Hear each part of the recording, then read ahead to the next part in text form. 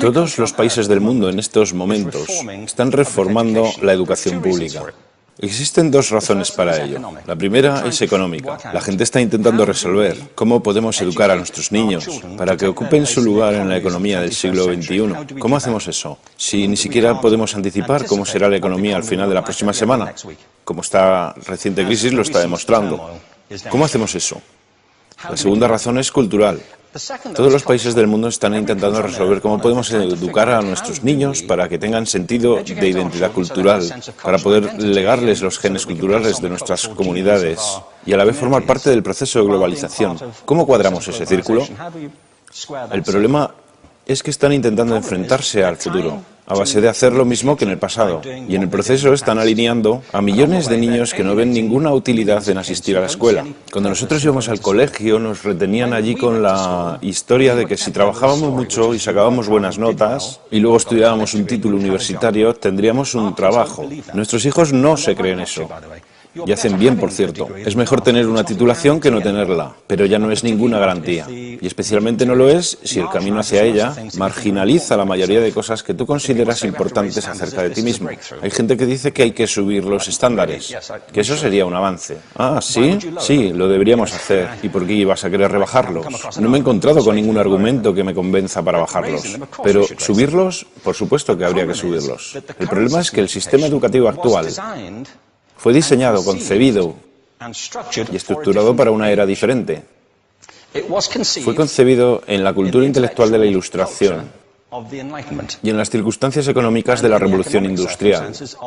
Antes de la mitad del siglo XIX no había sistemas educativos públicos. En realidad no, podrías estudiar con los jesuitas si tenías dinero, pero la educación pública, pagada con los impuestos, obligatoria para todo el mundo, gratuita y a la vuelta de la esquina, era una idea revolucionaria. Y mucha gente se opuso a ello. Decían, no es posible para muchos niños pobres que están en la calle beneficiarse de la educación pública. Son incapaces de leer y escribir. ¿Por qué perder tiempo con esto? Y también se asienta sobre una serie de suposiciones sobre la estructura social y la capacidad de las personas. Fue dirigido por el imperativo económico de aquel momento, pero a lo largo de todo ello se infiltró el modelo intelectual de la mente, el cual era esencialmente la idea que la Ilustración tenía sobre la inteligencia. La auténtica inteligencia consistía en cierta capacidad para el razonamiento deductivo y un conocimiento amplio de la cultura clásica. Se podría resumir en capacidad académica. Y esta idea está fuertemente enraizada en la reserva genética de la educación pública. El creer que hay dos tipos de personas, académicas y no académicas, y la consecuencia de eso es que mucha gente brillante se creen que no lo son porque han sido evaluados siguiendo este concepto de mente. Así que tenemos dos pilares gemelos, el económico y el intelectual. Y desde mi punto de vista, este modelo ha causado caos en la vida de mucha gente. Ha habido gente que se ha beneficiado maravillosamente de él, pero la mayoría de la gente no. En lugar de beneficiarse, sufren de esto. Una epidemia moderna, mal ubicada y también ficticia. Esta es la plaga del síndrome de déficit de atención e hiperactividad, TDAH. Este es un mapa de la incidencia del TDAH en Estados Unidos. El mapa de prescripciones médicas para el TDAH. No me malinterpreten. No quiero decir que el síndrome de déficit de atención no exista. Yo no tengo la formación necesaria para ello. Sé que la amplia mayoría de psicólogos y pediatras creen que sí, pero aún es un tema a debatir. Lo que sí me consta es que no se trata de una epidemia. Estos niños están siendo medicados tan rutinariamente como a mi generación nos quitaban las amígdalas, por los mismos motivos caprichosos y por la misma razón, la moda de la medicina. Nuestros hijos están viviendo en el periodo más intensamente estimulante de la historia de la Tierra. Están siendo acosados con información y les están reclamando su atención desde todos los medios. Los ordenadores, los iPhone, las vallas publicitarias y cientos de canales de televisión. Y nosotros les penalizamos por distraerse. ¿Distraerse de qué? Cosas que son un aburrimiento, en la escuela sobre todo. Me parece a mí que no es totalmente una incidencia el hecho de que la incidencia del TDAH haya crecido paralela al incremento de los test estandarizados. A estos niños se les está dando cosas como Ritalin, Adderall, a menudo medicación bastante peligrosa, solo para hacer que se concentren y se calmen. Pero según esto, el déficit de atención aumenta al ir al este de este país. La gente empieza a perder el interés en Oklahoma.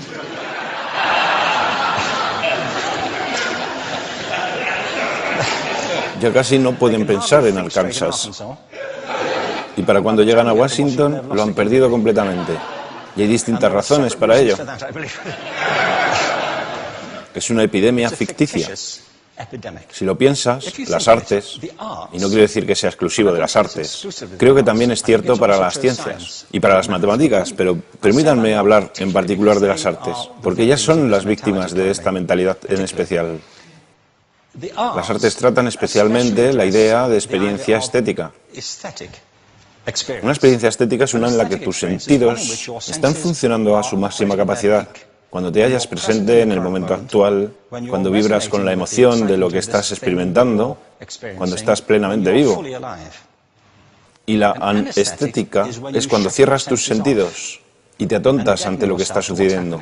Y muchos de estos medicamentos hacen eso.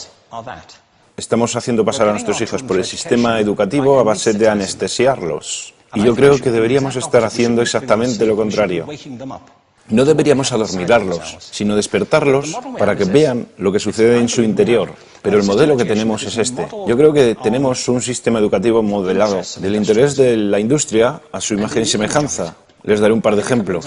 Las escuelas aún están organizadas como si fueran fábricas.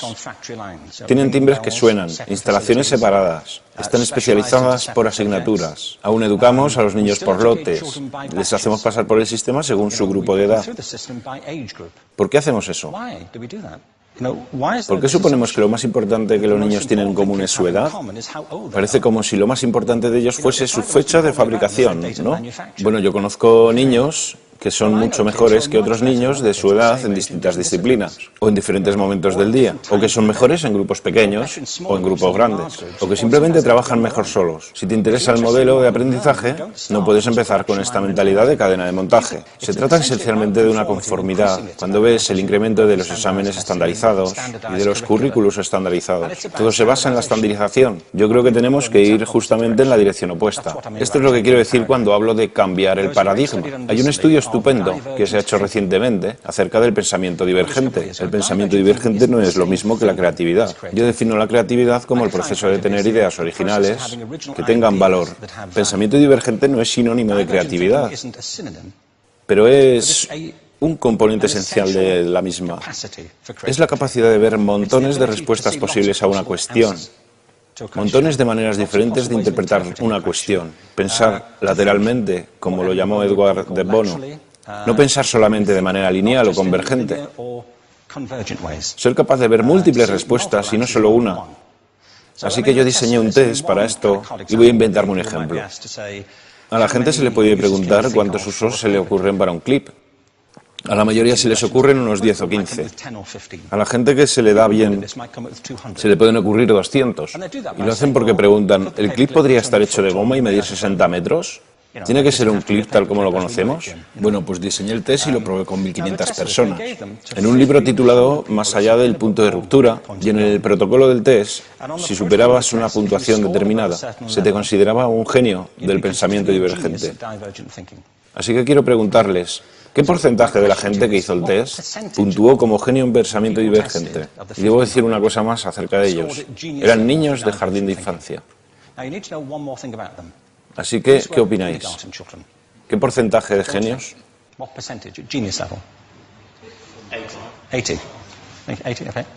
98%. Bueno, la cuestión es que era un estudio longitudinal, así que los mismos niños volvieron a hacer el test 5 años después, en edades entre 8 y 10 años. ¿Qué pensáis? ¿50%? Volvieron a hacerles el test otra vez, 5 años más tarde, cuando tenían entre 13 y 15 años de edad. Y se observa una tendencia, ¿no? Bueno, esto nos indica algo interesante, porque se supone que tendría que ser al revés, ¿no? Empiezas no siendo muy bueno, pero mejoras a medida que te haces mayor. Pero esto demuestra dos cosas. Una es que todos nosotros tenemos esta capacidad. Y la otra es que esta capacidad se deteriora en general. Muchas cosas les han pasado a estos niños durante su crecimiento, pero yo estoy convencido que lo que más les ha influenciado es que a estas alturas ya han obtenido una educación académica. Se han pasado 10 años en la escuela, oyendo que solo hay una respuesta correcta. Esta es la parte de atrás del libro, pero no la mires. Y no copies, porque eso es engañar. Fuera de las escuelas, a eso se le llama colaboración. Esto no sucede porque los docentes así lo quieran. Es simplemente porque sucede así. Es porque se halla presente en la reserva genética de la educación.